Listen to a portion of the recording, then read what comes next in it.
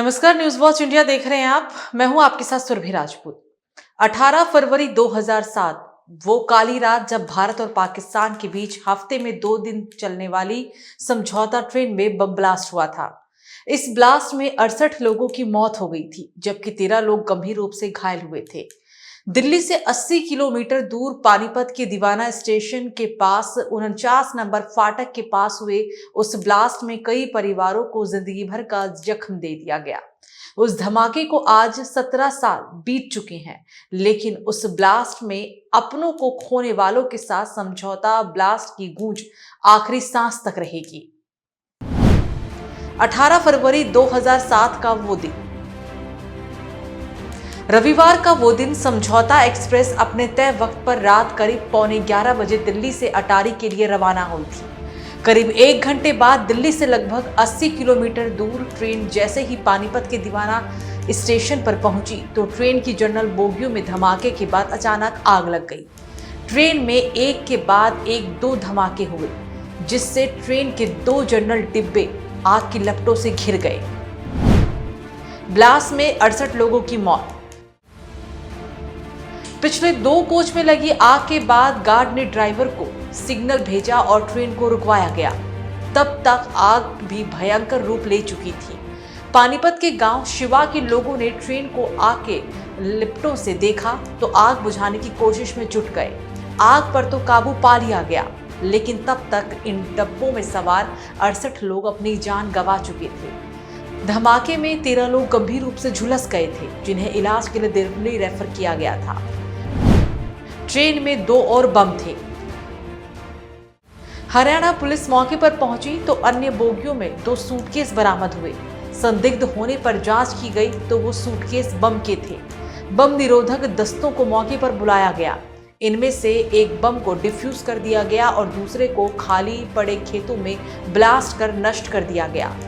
2 और बम मिलने का मतलब साफ था कि अपराधी समझौता एक्सप्रेस और उसमें बैठी सवारियों को ज्यादा से ज्यादा नुकसान पहुंचाना चाहते थे। 18 फरवरी को हुए हादसे के बाद 19 फरवरी को जीआरपी हरियाणा पुलिस ने मामला दर्ज किया। करीब 2.5 साल के बाद घटना का जिम्मा 19 जुलाई 2010 को एनआईए को दे दिया गया। पानीपत में ही दफन हुए सभी मृतक। समझौता एक्सप्रेस ब्लास्ट के मृतकों में ज्यादातर पाकिस्तानी नागरिक थे।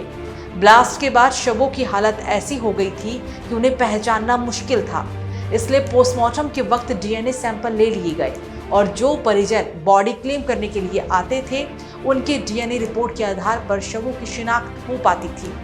शवों की हालत इतनी खराब हो चुकी थी कि उनका अंतिम संस्कार पानीपत में ही किया गया। सभी 68 शवों को पानीपत के महराणा गांव में बने कब्रिस्तान में दफना दिया गया था। समझौता ब्लास्ट में 8 लोगों पर लगे थे आरोप।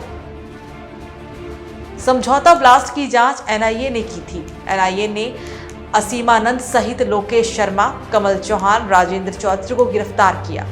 जांच एजेंसी एनआईए ने कुल 8 लोगों को आरोपी बनाया, जिनमें से एक की मौत हो चुकी थी, जबकि 3 लोगों को भगौड़ा घोषित किया गया था।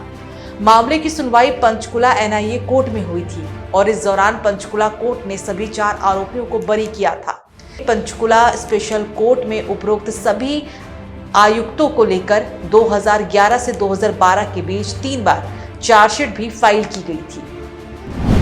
सबूतों के अभाव में सभी आरोपी हो गए थे बरी। 2014 में समझौता एक्सप्रेस ब्लास्ट केस में मास्टरमाइंड स्वामी असीमानंद को जमानत मिल गई।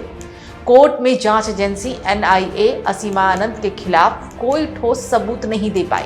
उन्हें सीबीआई ने असीमानंद को 2010 में हरिद्वार से गिरफ्तार किया था। 16 अप्रैल 2018 को लव कुमार सरकार उर्फ स्वामी असीमानंद ने एनआईए की विशेष अदालत ने 2007 के मक्का मस्जिद विस्फोट मामले में दोष मुक्त कर दिया। उन्हें पहले ही 2007 के अजमेर दरगाह विस्फोट मामले में दोष मुक्त कर दिया गया था। 14 मार्च 2019 को सबूतों के अभाव में समझौता ब्लास्ट मामले में भी बरी कर दिया गया। दिल दहला देने वाला था मंजर। कब्रिस्तान के केयर टेकर शकूर मोहम्मद का कहना है कि वो रात एक काली रात थी। उस रात अस्पताल में एक के बाद एक लाशें इकट्ठी होती जा रही थी। सभी मारे गए लोगों को पहले डीएनए सैंपल लेकर लकड़ी के ताबूत में पैक किया गया और फिर 23 फरवरी को उन्हें कब्रिस्तान में दफन किया गया। आज भी उस हादसे को याद कर रोंगटे खड़े हो जाते हैं। मरने वालों में ज्यादातर लोग पाकिस्तान के रहने वाले थे। समझौता ब्लास्ट में मरने वालों में बच्चे भी शामिल थे। इस खास पेशकश में फिलहाल मेरे साथ इतना ही। आप देखते रहिए न्यूज़ वॉच इंडिया। नमस्कार।